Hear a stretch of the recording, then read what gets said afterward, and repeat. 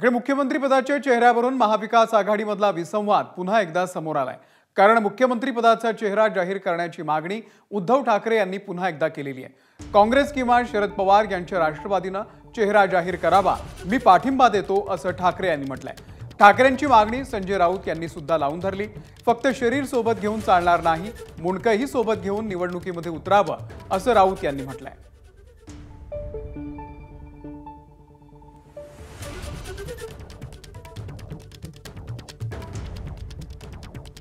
तुम्ही बोललात की महाविकास आघाडीमध्ये जर काही वाद होणार नसेल तर मी तेव्हाही बोललो, आत्ताही बोलतो, काँग्रेसने आज नाव जाहीर करावं किंवा राष्ट्रवादीने करावं, काँग्रेस आणि राष्ट्रवादीने एकमेकांत बघावं। मी त्यांच्यापैकी कोणी नाव जाहीर केलं तरी माझा आत्ता पाठिंबा तुमच्या सगळ्यांची साक्षीने देतो। चला होऊन दे। लोकांच्या मनात संभ्रम नको की या राज्याचं नेतृत्व कोण करेल भविष्यामध्ये, हा संभ्रम दूर व्हायचा असेल तर आपण चेहरा जाहीर केला पाहिजे, ही त्यांची भूमिका आहे किंवा शिवसेनेची भूमिका आहे आणि त्यात काही चुकीचं आहे असं मला वाटत नाही।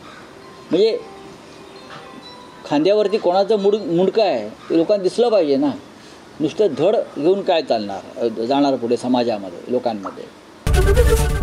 एबीपी माझा, उघडा डोळे बघा नीट।